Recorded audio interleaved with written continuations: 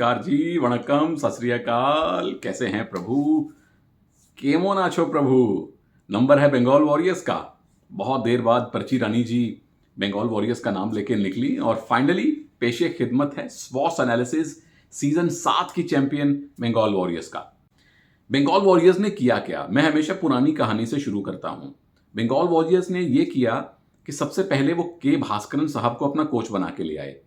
वो के भास्करन जो सीजन 1 और 2 में जयपुर पिंक पैंथर्स के कोच थे, वो के भास्करन जो पहले कोच बने थे प्रो कबड्डी की ट्रॉफी उठाने वाले, वो के भास्करन जो पिछले 2-3 सीजन से तमिल तलाइवास की ग्रास रूट टीम को चला रहे थे, यानी कि जमीनी स्तर पे उनको खिलाड़ी ला के दे रहे थे। और वो के भास्करन जो बहुत ही विनम्र और बड़े ही शांत स्वभाव के कोच हैं, पर खिलाड़ियों से काम लेना उनको आता है। वो के भास्करन जिनकी जयपुर पिंक पैंथर्स में मनिंदर सिंह भी शामिल थे, जो यहां भी टीम में शामिल हैं। दूसरी बात यह कि बंगाल वॉरियर्स ने ऑक्शन से पहले प्रभु कि बहुत सारे अपने खिलाड़ी रिलीज कर दिए। मनिंदर सिंह को रिटेन किया, आकाश पिकल मुंडे को रिटेन किया, उसके अलावा ना मोइन नबी बख्श टीम में रुके, ना टीम के अबुजार मेघानी जो राइट कॉर्नर खेल रहे थे वो रुके, ना इस टीम में सुकेश हेगड़े रुके, ना रेशांक रुके, इत्यादि इत्यादि। बहुत सारे खिलाड़ी, जीवा तो खैर बाद में कोच बन गए, इनफैक्ट नहीं, जीवा पहले थे, फिर वो दिल्ली गए, फिर वो कोच बन गए। तो पूरी तरह से उन्होंने अपने खिलाड़ियों को रिलीज करके ये बता दिया था कि न्यू लुक में वो बंगाल वॉरियर्स को ला रहे हैं। और ये जो बंगाल वॉरियर्स की टीम दिखाई दे रही है मुझे, वाकई में न्यू लुक टीम दिखाई दे रही है। अब नए कोच आते हैं, अपनी पसंद के खिलाड़ी लाते हैं। तो शुरुआत करते हैं टीम की स्वॉस एनालिसिस के साथ, स्ट्रेंथ्स के साथ। मजबूतियां कौन कौन सी हैं? सबसे पहली मजबूती यह है कि टीम के जो फर्स्ट चॉइस 3 रेडर मुझे दिखाई दे रहे हैं प्रभु, वो कातिलाना तिकड़ी लग रही है मुझे। मनिंदर सिंह रिटेन्ड, संभवतः टीम के कैप्टन भी होंगे। दीपक निवास हुड्डा को आपने ऑक्शन में ले लिया और आप श्रीकांत जाधव को ले आए। अब श्रीकांत ठीक है, 1-2 सीजन उनके चोट की वजह से बहुत अच्छे नहीं निकले, लेकिन उससे पहले श्रीकांत जाधव यूपी योद्धा के लिए बहुत बढ़िया खेले थे। उससे पहले भी जिस भी टीम में थे, बड़े अच्छे नंबर 2, नंबर 3 रेडर वो साबित होते थे। पर यहां सबसे बड़ी हाईलाइट ये निकल के आती है कि मनिंदर सिंह और दीपक निवास हुड्डा, ये 2 स्टालवॉर्ट्स हैं हमारी कबड्डी के, 2 दिग्गज खिलाड़ी हैं हमारी कबड्डी के। सीजन 1 से लेके सीजन 8 तक हमने इनको देखा है। मनिंदर ठीक है, बीच में 2-3 सीजन नहीं खेले, परंतु जब वापस आए उसी फिटनेस के साथ, पहले से कहीं बेहतर फॉर्म के साथ। और दीपक निवास हुड्डा की तो बात ही मैं क्या करूं। बहुत कम ऐसे खिलाड़ियों में से एक हैं जो 1 सीजन से लेके 9 सीजन तक अब खेलेंगे और उनकी फिटनेस पे कभी किसी ने सवाल नहीं उठाए, वो कभी चोटिल नहीं हुए, खुद अपनी फिटनेस पे बहुत मेहनत करते हैं वो। मनिंदर सिंह भी वही काम करते हैं। तो 2 बहुत अनुभवी, 2 बहुत फिट और कमिटेड रेडर इस टीम में शामिल हैं। दीपक को मैं रेडर ही मान के चल रहा हूं, क्योंकि मुझे नहीं लगता कि दीपक की डिफेंसिव ड्यूटीज की टीम को जरूरत पड़ेगी, क्योंकि डिफेंडर्स की संख्या इतनी ज्यादा है। साथ में श्रीकांत जाधव का होना आपको सोने पे सुहागा का काम करता है। तो फर्स्ट चॉइस रेडर टीम के फर्स्ट क्लास रेडर हैं। दूसरी बात, जो टीम का लेफ्ट डिफेंस है, लेफ्ट कॉर्नर और लेफ्ट कवर, उनकी क्वांटिटी भी और उनकी क्वालिटी भी बहुत कमाल की है। अब आप देखिए कि लेफ्ट कॉर्नर पे कौन कौन से खिलाड़ी हैं। सुरेंद्र नारा हैं, सीजन 1 से खेल रहे हैं। गिरीश अर्नाक हैं, सीजन 1 से खेल रहे हैं। अमित शोरान हैं जो बेंगलुरु बुल्स के साथ लगातार 3-4 सीजन बहुत अच्छा खेले हैं। फिर प्रवीण सतपाल हैं, एक और आपके पास चॉइस बन गई। ये लेफ्ट कॉर्नर के खिलाड़ी हैं। लेफ्ट कवर पे आते हैं one of my favourites, Suleiman Pahlavani. वो सुलेमान पहलवानी जो अहमदाबाद के 2016 वर्ल्ड कप में ईरान के लेफ्ट कवर थे। वो सुलेमान पहलवानी जो विरोधी टीम्स के, भारत के भी लेफ्ट रेडर्स को उठा उठा के बाहर पटकते थे। मुझे हैरानी हुई कि ईरान कबड्डी फेडरेशन ने उनको जल्दी क्यों नहीं भेजा प्रो कबड्डी में। पिछली बार वो आए थे गुजरात जायंट्स में, पर वहां चूंकि लेफ्ट कवर पे प्रवेश थे सुनील की जोड़ी में, तो उनको चेंज करना पॉसिबल नहीं था। उनको लेफ्ट कॉर्नर खिलाया गया, वो चले नहीं बहुत ज्यादा। तो यहां मेरी ऐसी आशा है कि सुलेमान पहलवानी को उनकी पसंदीदा पोजीशन, उनकी स्वाभाविक पोजीशन लेफ्ट कवर पे खेलने का मौका मिलेगा। 6 साल पहले हमने उनका जलवा देखा था वर्ल्ड कप में। क्या वो वही फॉर्म और वही फिटनेस लेकर आए हैं? अगर हां, तो हमें एक और सुपरस्टार देखने को मिलेगा ईरान की तरफ से। अगर नहीं, तो ये बाद की बात है। बट एज इफ नाउ मुझे लेफ्ट का डिफेंस क्वालिटी में भी और क्वांटिटी में भी बंगाल वॉरियर्स के लिए बहुत बढ़िया नजर आता है। ये है मजबूतियां जो मुझे टीम की नजर आती हैं। तीसरी मजबूती, मैं हमेशा बोलता हूं कि कोच पहले मेरे फेवरेट हैं, खिलाड़ी बाद में आते हैं। नो ऑफेंस टू प्लेयर्स, वो कमाल हैं, लेकिन कोचेस जितना दिमाग इस खेल में लगाते हैं वो उसकी हम कल्पना भी नहीं कर सकते। तो काशीनाथ भास्करन साहब, विनम्र काशीनाथ भास्करन साहब इस टीम के कोच हैं। बहुत थोड़े से शब्दों में अपनी बात कहते हैं, पर पहले कोच बने जिसने प्रो कबड्डी की चैंपियनशिप ट्रॉफी उठाई। ये उनकी काबिलियत के बारे में काफ़ी कुछ बताने को हमें देता है। और उस बंगाल वॉरियर्स की टीम में भी बड़े बड़े खिलाड़ी थे। Starting from left corner, Navneet Gautam सबसे डेकोरेटेड खिलाड़ी भारत के थे। रोहित राणा उस टीम में लेफ्ट कवर खेलते थे। रण सिंह उस टीम में थे। मनिंदर उस टीम में थे। जसवीर उस टीम में थे। राजेश नरवाल उस टीम में थे। तो वो सितारों से भरी हुई टीम के साथ अगर भास्करन साहब पहली बार प्रो कबड्डी जीत सकते हैं, तो यहां भी उनका होना बंगाल वॉरियर्स के लिए एक बहुत अच्छी खबर है। अब वो खबर जो अच्छी नहीं है, टीम की चुनौतियां क्या हैं इन माय ओपिनियन। अब हो सकता है कि ये वाकई में चुनौती ना हो, पर सिर्फ मेरा एक अपना छोटा सा ओपिनियन है। कहां कहां कमजोरी आती है। रेडर्स की पहली तिकड़ी बहुत कमाल की है, पर अगर बेंच पे मैं नजर डालूं, वहां उतना अनुभव नहीं दिखाई देता। बेंच पे मुझे अजिंक्य कापरे दिखाई दे रहे हैं प्रभु, मुझे मनोज गौड़ा दिखाई दे रहे हैं, मुझे असलम थम्बी दिखाई दे रहे हैं। इसमें हमने अजिंक्य कापरे को थोड़ा बहुत खेलते देखा है, बढ़िया स्पीड के साथ वो चलते हैं। मनोज गौड़ा को बंगाल के लिए ही थोड़ा बहुत खेलते देखा है। आकाश पिकल मुंडे हैं, उनको भी थोड़ा बहुत खेलते देखा है। असलम थम्बी को प्रो कबड्डी में खेलते नहीं देखा है। सो एक तरफ मनिंदर सिंह, दीपक निवास हुड्डा और श्रीकांत यादव हैं, दूसरी तरफ अजिंक्य कापरे, मनोज गौड़ा, आकाश पिकल मुंडे और असलम थम्बी हैं। अनुभव में बहुत फर्क आ जाता है। मैं टैलेंट पे नहीं जा रहा, क्योंकि हो सकता है कि इन्हीं युवा खिलाड़ियों में से किसी एक को इस बार ज्यादा मौका मिले और वो हम सबको इंप्रेस कर दे। टैलेंट जरूर होगा तभी आप टीम में हैं, परंतु अनुभव के मामले में बेंच थोड़ी सी हल्की पड़ती है, फर्स्ट 7 ज्यादा भारी पड़ती है। चुनौती नंबर 2 आती है टीम के राइट साइड के डिफेंस में। अब लेफ्ट में आपके पास बड़े बड़े नाम हैं, राइट का डिफेंस कौन संभालेगा प्रभु। एक तो राइट कवर पे जो मुझे खिलाड़ी दिखाई दे रहे हैं वो है वैभव गर्जे, और राइट कॉर्नर पे जो और साथ में आशीष सांगवान जो टीम में ऑलराउंडर के तौर पे लिए गए हैं। राइट कॉर्नर पे मुझे दिखाई दे रहे हैं शुभम शिंदे और विनोद कुमार।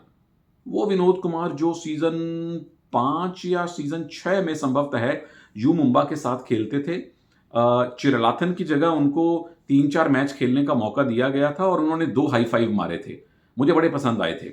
हालांकि वो कहते हैं कि सर मैं प्राइमरीली एक रेडर हूं, बाद में डिफेंडर हूं, बट एज अ रेडर से ज्यादा उन्होंने एज अ डिफेंडर इंप्रेस किया था मुझे।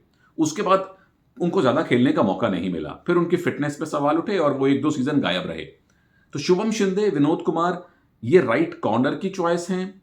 वैभव गर्जे और आशीष सांगवान ये राइट कवर की चॉइस हैं। अब इन चारों खिलाड़ियों में एक बात कॉमन नजर आती है, वो है अनुभव का अभाव। दूसरी बात, मैट प्रैक्टिस का अभाव। विनोद ने जो हाई फाइव मारे थे वो सीजन 5-6 की बात है। शुभम शिंदे एक सीजन बढ़िया खेल के आए हैं, लेकिन लगातार अच्छा खेलने का अनुभव उनके पास नहीं है। कवर पे आ जाइए, आशीष सांगवान पिछले 2-3 सीजन से हमें मैट पे दिखाई नहीं दिए। सेम गोज विद वैभव गर्जे, जिनका नाम हमने प्रो कबड्डी में ज्यादा सुना नहीं है। लेफ्ट में बड़े बड़े खिलाड़ी हैं, राइट में प्रतिभा है, युवा शक्ति है, जोश है, पर अनुभव के मामले में राइट का डिफेंस थोड़ा सा हल्का दिखाई दे रहा है। तीसरी कमजोरी या तीसरी चुनौती जो मैं कहूं वो मुझे नजर आ रही है टू मेनी लेफ्ट कॉर्नर्स में।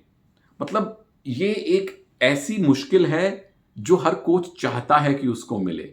ये चाशनी में डूबी हुई चुनौती है, चाशनी वाली चुनौती है कि आपके पास सुरेंद्र नारा हैं जो हमारे सबसे पहले सुपरस्टार लेफ्ट कॉर्नर बने थे सीजन 1, 2, 3 में। फिर हमारे पास गिरीश अर्नाक हैं जो अपने ओवर अग्रेशन के लिए बड़े मशहूर हुए थे सीजन 1 से लेके सीजन 8 तक। फिर आपके पास अमित शुरान हैं जो पिछले 2-3 सीजन से बेंगलुरु बुल्स के साथ फर्स्ट चॉइस लेफ्ट कॉर्नर हैं। और फिर आपके पास प्रवीण सतपाल भी हैं। तो 3 तो ऐसे खिलाड़ी हैं, सुरेंद्र नारा, अमित शुरान और गिरीश अर्नाक, जो किसी भी टीम की फर्स्ट 7 में रहेंगे, जो किसी भी टीम की फर्स्ट चॉइस लेफ्ट कॉर्नर होंगे। तो भास्करन साहब कौन से लेफ्ट कॉर्नर को खिलाएंगे और किन दो खिलाड़ियों को बेंच पे रखेंगे? मुझे लगता है कि ये चुनौती से ज्यादा उनके लिए चाशनी में डूबी हुई चुनौती है। ये गंभीर चुनौती नहीं है, ये एक बड़ी मीठी सी चुनौती है, पर चुनौती है क्योंकि इतने बड़े बड़े सुपरस्टार्स आपने ले लिए हैं, अब उनको कैसे खिलाइएगा और कैसे रोटेट कीजिएगा। चौथी बात ये रहेगी इनके लिए, अगेन एक मीठी चुनौती, कि आपका स्ट्राइक रेडर कौन होगा। मनिंदर सिंह बंगाल के साथ लगातार जुड़े हुए हैं, लगातार उनके स्ट्राइक रेडर हैं। दीपक हुड्डा सीजन 8 में जयपुर के स्ट्राइक रेडर नहीं बने थे, तब अर्जुन देसवाल को ज्यादा मौके दिए गए थे, पर उससे पहले दीपक हुड्डा जहां भी रहे हैं वही टीम के स्ट्राइक रेडर साबित हुए हैं, और इसमें कोई शक ही नहीं उनकी प्रतिभा पर और पॉइंट लेने की उनकी काबिलियत पर जब दो एक ही लेवल के खिलाड़ी आपके पास आते हैं तो कहीं ना कहीं ये एक चुनौती पैदा होती है कि ज्यादा रेड्स कौन करेगा, कौन सपोर्ट में आएगा, कौन अग्रेसिव खेलेगा। अच्छी बात यह है कि एक राइट रेडर है और एक लेफ्ट रेडर है, परंतु चाशनी में डूबी हुई चुनौती नंबर 2 है भास्करन साहब के लिए। अब देखते हैं कि उस रसगुल्ले से वो कितनी चाशनी निचोड़ पाते हैं। अब चलते हैं अपॉर्चुनिटीज की तरफ। अवसर क्या है बंगाल वॉरियर्स के पास? सबसे पहला अवसर इन्हीं दो रेडर्स की मैं बात करता हूं, दीपक निवास हुड्डा और मनिंदर सिंह। हमने इस जोड़ी को कभी एक साथ नहीं देखा है। हमने अजय राहुल को एक साथ देखा है, जो जोड़ी ज्यादा नहीं चली, वहां वी अजीत कुमार स्टार बन गए थे। हमने मनिंदर जसवीर को देखा है सीजन 1 जयपुर पिंक पैंथर्स में। हमने प्रदीप मोनू गोयत को देखा है, हमने प्रदीप रोहित कुमार को देखा है, हमने रोहित कुमार पवन सेरावत को देखा है, पर मनिंदर और दीपक निवास हुड्डा की जोड़ी को हम पहली बार देख रहे हैं। और ये दोनों बहुत अनुभवी रेडर हैं। जो पिछली मैंने जोड़ियों की बात की थी, उन जोड़ियों में उस समय एक अनुभवी रेडर होता था, एक युवा रेडर होता था, तो जोड़ियां चलती थी। यहां दो बहुत एक ही क्लास के रेडर, एक ही तजुर्बे के रेडर हैं, और बेहतरीन इनके सामने मौका है कि दुनिया को यह बताएं कि एक मयान में दो तलवारें रह सकती हैं। अगर ये जोड़ी चल निकली तो ये अपने आप में ऐतिहासिक से कम नहीं होगा प्रभु। अवसर नंबर 2, अपॉर्चुनिटी नंबर 2 आती है सुलेमान पहलवानी के लिए। और मैं अक्सर बड़े खुले तौर पे कहता हूं कि मेरे one of the favourite defenders हैं वो, सिर्फ लेफ्ट कवर नहीं, ओवरऑल, क्योंकि वर्ल्ड कप में उन्होंने दिल जीत लिया था मेरा। अब चूंकि वो ऐसी टीम में हैं जहां लेफ्ट कवर उनके अलावा ज्यादा नहीं है। पिछली बार गुजरात के साथ थे, वहां चांस मिलना मुश्किल था प्रवेश भैंसवाल के रहते हुए। अब मुझे ऐसा लगता है और मेरी ऐसी इच्छा है कि बंगाल वॉरियर्स इनको ज्यादा मैच टाइम दें, अपनी चॉइस 1 लेफ्ट कवर इनको बनाएं, और सुलेमान पहलवानी 6 साल हो चुके हैं वर्ल्ड कप को, लेकिन अपना जलवा प्रो कबड्डी के मैट पर भी दिखाएं। तीसरा अवसर आता है टीम के कोच काशीनाथ भास्करन साहब के साथ। अगेन पहले कोच जिन्होंने प्रो कबड्डी की ट्रॉफी उठाई, और उस टीम के साथ आए हैं जो अभी 2 सीजन पहले चैंपियन बनी है, और उस चैंपियन टीम के एक बहुत बड़े खिलाड़ी मनिंदर सिंह भी इस टीम में हैं, और इसी मनिंदर सिंह के साथ मिलकर उन्होंने जयपुर को चैंपियन बनाया था।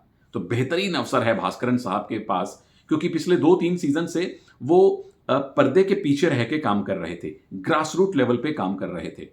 अब वो ग्रास बड़ी हो चुकी है, पेड़ बन चुके हैं, उसमें से फल क्या निकाल पाएंगे भास्करन साहब? कमाल का अवसर है। मैं बहुत बड़ा फैन हूं भास्करन साहब का। चौथी चीज पे आ जाइए, स्ट्रेटजी क्या रहने वाली है बंगाल वॉरियर्स की। सबसे पहले तो रसगुल्ले खाइए, सौंदेश खाइए, थोड़े से मुझे भी भेजिए, और उसके बाद डिफेंस में प्रभु थोड़ा सा शुरुआती कुछ मैचेस में थोड़ा सा आप आराम से खेलिए। उसका कारण क्या है? उसका कारण यह है कि एक गिरीश अर्नैक और शुभम शिंदे को छोड़ दें, गिरीश लेफ्ट, शुभम शिंदे राइट, अगर ये दोनों खेले तो इनका कॉम्बिनेशन हम जानते हैं महाराष्ट्र की जोड़ी है। उनके अलावा सुरेंद्र नारा, अमित शुरान कभी शुभम शिंदे के साथ नहीं खेले, या विनोद कुमार के साथ इन तीनों में से कोई डिफेंडर खेला नहीं है। तो कहने का भाव यह है कि जितने भी लेफ्ट कॉर्नर आपके पास हैं और जितने भी राइट कॉर्नर आपके पास हैं, उनमें से एक साथ खेले हुए खिलाड़ी सिर्फ शुभम शिंदे और गिरीश अर्नैक हैं। बाकी कॉर्नर्स की जोड़ियां अब तक जमी नहीं हैं, अब तक वो एक साथ कॉम्बिनेशन में खेले नहीं हैं। तो कहने का भाव यह है कि जितने भी परम्यूटेशन कॉम्बिनेशन डिफेंस में होते हैं, उनमें से एक साथ खेले हुए खिलाड़ी बहुत कम हैं।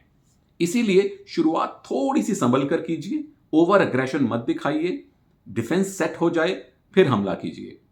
लेकिन जब तक रेडिंग की बात आती है, जहां तक रेडिंग की बात आती है, वहां मुझे नहीं लगता कि किसी प्रकार की कॉशन की आपको जरूरत है। आपके पास मनिंदर हैं, आपके पास दीपक हैं, आपके पास श्रीकांत यादव हैं।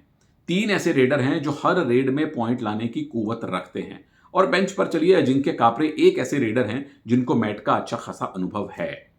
तो अटैक में यह टीम अग्रेशन के साथ शुरुआत करेगी।